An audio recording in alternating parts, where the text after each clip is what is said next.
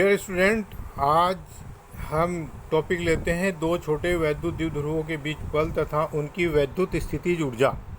Force between two short electric dipoles and their electrostatic potential energy.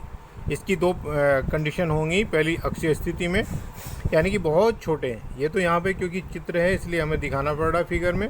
बहुत छोटे dipole हैं जो सिमेट्रिक रखे हैं, यानी कि इधर माइनस इधर प्लस और इसका भी उसी साइड में प्लस।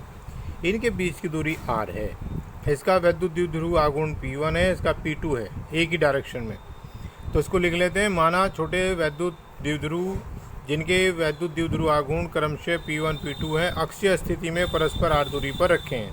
P1 व P2 एक ही दिशा में लगे हैं। ये सारा बोल दिया मैंने। अब लिखेंगे P1 के कारण P2 पर उत्पन्न वैद्युत क्षेत्र। यानी कि अगर एक हम द्विध्रुव लेते थे ना, तो द्विध्रुव के कारण वैद्युत क्षेत्र निकालते थे -q + q लगाकर, है ना। यहाँ पर एक बिंदु P ले लिया तो ये कितना आता था, E = आता था 1/4πε0 2p/r3। वही यहाँ पर लगाएंगे कॉन्सेप्ट कि P1 के कारण P2 पर उत्पन्न वैद्युत क्षेत्र। तो यह आ जाएगा E1 = 1/4πε0 2p1/r3। क्योंकि जब ये लेते थे तो इसका P लगाते थे, अब ये लिया तो P1 इसका लेंगे और किसके अनुदिश, P2 के अनुदिश, उसी डायरेक्शन में। तो अब हमारा एक समान वैद्युत क्षेत्र आ गया E1, ठीक है। अब P2 की स्थितिज ऊर्जा, तो जो P2 पर वैद्युत क्षेत्र है उसकी मल्टीप्लाई इससे कर देंगे, क्योंकि हम पीछे पढ़ चुके हैं। U = -PE cos theta. तो P यहाँ पर लेंगे P2, क्योंकि P2 पर निकाल रहे हैं, और E1 लेंगे जिस वैद्युत क्षेत्र में ये रखा है, और cos थीटा इसके साथ लगा होता है, ठीक है। यदि उसी, क्योंकि P2 और E1 की डायरेक्शन एक है, इसलिए थीटा = 0। तो ये आ जाएगा -P2 E1 cos 0, यानी कि 1। तो आ जाएगा -P2 E1। अब क्या करेंगे, ये U बराबर आ गया। इसका E1 क्या वैल्यू रख देंगे यहाँ पर, -1/4πε0 2p1/r3 × P2, ठीक है। तो ये होगी हमारी P2 की स्थितिज ऊर्जा। अब द्विध्रुवों के बीच बल होगा F = -du/dr। ये कहाँ से आया, देखो कार्य बराबर होता है बल गुणा विस्थापन, और कार्य को कहते हैं स्थितिज ऊर्जा, ठीक है। ये स्थितिज ऊर्जा के बराबर होता है F/dr। तो इसलिए F बराबर हो जाएगा du/dr, लेकिन ये नेगेटिव उसमें दिखाते हैं, ठीक है। F = -du/dr लिखा जाता है हमेशा। तो हम यहाँ पे क्या करेंगे, r के सापेक्ष डिफरेंशियल कर देंगे u का। तो इसमें u की वैल्यू रख दीजिए -1/4πε0 2p1p2/r3। तो d के साथ जो है वो माना जाता है वेरिएबल, बाकी सब कांस्टेंट, माइनस से माइनस प्लस हो जाएगा, और यह जगह 1/4πε0 2p1p2 d/dr। ये ऊपर पावर लेते जाएंगे r⁻³ और हम जानते हैं d/d r⁻, ये n हो तो ये पावर n बाहर आ जाती है और एक पावर घट जाती है। इसी प्रकार से माइनस में, ठीक है ना, तो ये पावर बाहर आ जाएगी -3, ठीक है ना। कितना, 1/4πε0 और -3 बाहर आ गया into 2p1p2 p1p2 into r⁻⁻4, ठीक है ना, क्योंकि एक पावर घट गई। तो ये आ जाएगा 3 × 2 = 6, यानी कि -1/4πε0 6p1p2/r⁴। ये नीचे जाके r⁴ बन जाएगा। तो हमने क्या किया, पहले जो याद रखने लायक पॉइंट जो है, पहले हमने किया कि P1 के कारण P2 पर वैद्युत क्षेत्र कितना आया, E1 = 1/4πε0 2p1/r3। फिर ली एनर्जी किस पर, P2 पर, तो ये होती -P2 E1 cos थीटा, और इसको लिख लिया cos 0। तो यानी क्या कि -P2 E1, फिर E1 की वैल्यू रख दी, और F निकालने के लिए हमने लिखा है -du/dr। तो ये 1 2 3 और ये 4 पॉइंट याद रखें, तो ये पूरा आर्टिकल हमारा आ जाएगा, ठीक है। F का नेगेटिव मान है, इसलिए ध्रुवों के बीच कार्यरत बल आकर्षण का होगा। यदि P1 और P2 की दिशा विपरीत हो तो F का चिन्ह बदल जाएगा, अर्थात प्रतिकर्षण का बल होगा। अब तब दूसरी सेकंड कंडीशन जो है हमारी निरक्षीय स्थिति, इसमें हमने दो ये इस प्रकार से रखे, एक ध्रुव, ये जो द्विध्रुव है इस तरीके से रखा है, और एक इसके सेंटर से r दूरी पर बिल्कुल पैरेलल रख दिया है। P2 वाला जो है माइनस एक दोनों की एक साइड है और प्लस दोनों की एक साइड है। तो अब हम क्या लेंगे, निरक्षीय स्थिति में। देखिए निरक्षीय स्थिति में E का मान कितना होता है, 1/4πε0 P/r³। तो हम उसी प्रकार से लिखेंगे कि P1 के कारण P2 पर उत्पन्न वैद्युत क्षेत्र E1 = 1/4πε0 P1/r³, P2 की विपरीत दिशा में। ठीक है ना, ये इस डायरेक्शन में आता है ना इसके कारण। ठीक है, हम कर चुके हैं इसको।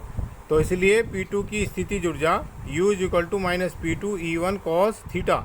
यहाँ पे क्योंकि ये दोनों पैरेलल हैं तो इसलिए थीटा का वैल्यू जो है 180 आ जाएगी। तो इसलिए U = -P2 E1 cos 180।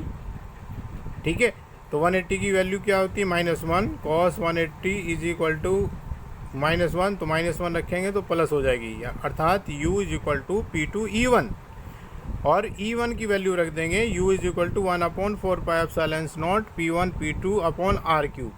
भाई ये जो हमने निकाला था ना, ये डायरेक्शन जो आई है इस तरीके से निकाली थी ना, तो इधर पैरेलल आ गई थी इसके आर्टिकल में, वैद्युत क्षेत्र में। ठीक है ना, उस वजह से डायरेक्शन हमने इस डायरेक्शन में ली है, अधिक से कम की ओर। ठीक है,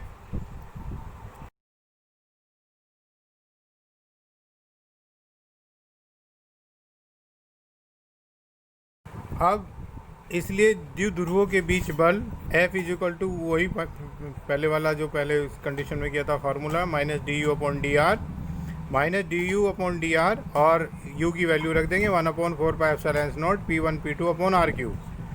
ये जो है कांस्टेंट है इतना, 1/4πε0 P1 P2 कांस्टेंट है और माइनस बाहर आ गया। फिर डिफरेंशियल करेंगे d/dr r⁻³ -3 बाहर आ जाएगा और इसकी पावर एक और माइनस वाली बढ़ जाएगी r⁴। तो ये हो जाएगा F = 1/4πε0 माइनस से -3 P1 P2/r⁴। तो इस प्रकार दोनों ध्रुवों के बीच में, दोनों कंडीशनों के बीच में हमने बल फाइंड आउट किए हैं। यहाँ पर हम देखते हैं जो ये स्थितिज ऊर्जा है, इलेक्ट्रोस्टैटिक एनर्जी, ये 1/r³ के डायरेक्टली प्रोपोर्शनल है और F है 1/f⁴ के डायरेक्टली प्रोपोर्शनल। ठीक है, पूछ लिया जाता है। अब एक प्रैक्टिस के लिए क्वेश्चन है प्रैक्टिस के लिए, एक पदार्थ के अणु में 10⁻29 कूलाम मीटर का स्थायी वैद्युत द्विध्रुव आघूर्ण है। 10⁶ वोल्ट पर मीटर परिमाण के शक्तिशाली स्थिर वैद्युत क्षेत्र को लगाकर इस पदार्थ के 1 मोल को ध्रुवित किया गया है। अचानक क्षेत्र की दिशा 60 डिग्री कोण से बदल दी जाती है। क्षेत्र की नई दिशा में द्विध्रुवों को पंक्तिबद्ध करने में उन्मुक्त ऊष्मा ऊर्जा का आंकलन कीजिए। सुविधा के लिए नमूने का ध्रुवण 100% माना जा सकता है। तो देखिए, एक अणु है जैसे HCl का, तो ये एक द्विध्रुव की भांति कार्य करता है और प्रत्येक अणु का जो वैद्युत ध्रुव आघूर्ण है वो 10⁻⁻29 कूलाम मीटर है और 1 मोल में अणु को जो संख्या होती है एवोगैड्रो के नंबर के बराबर होती है। इसलिए 1 मोल पदार्थ के सभी अणुओं का कुल वैद्युत ध्रुव आघूर्ण, तो एवोगैड्रो नंबर से मल्टीप्लाई कर देंगे एक अणु के द्विध्रुव आघूर्ण को, तो ये आ जाएगा 6 × 10⁻⁻6 कूलाम मीटर। सभी अणुओं की प्रारंभिक स्थितिज ऊर्जा UI -PE cos थीटा, सब जो है एक दिशात्मक है, इसलिए यहाँ पे थीटा जो ले लेंगे 0 ले लेंगे, तो cos 0 जो हो जाता है 1 हो जाता है। इसलिए ये आ जाएगा 10⁻6 से -10⁻6 चला गया ये, तो ये रह गया -6 जूल। अब क्षेत्र की दिशा 60 डिग्री घुमा देंगे तो अंतिम ऊर्जा यानी कि U फाइनल आ गया -PE cos 60। cos 60 की वैल्यू हाफ होती है, रख दी, तो 6 का आधा -3। अब परिवर्तन कितना हुआ, फाइनल में से इनिशियल घटा देंगे, UF - UI -3 +- 6, तो 3 जूल होगी।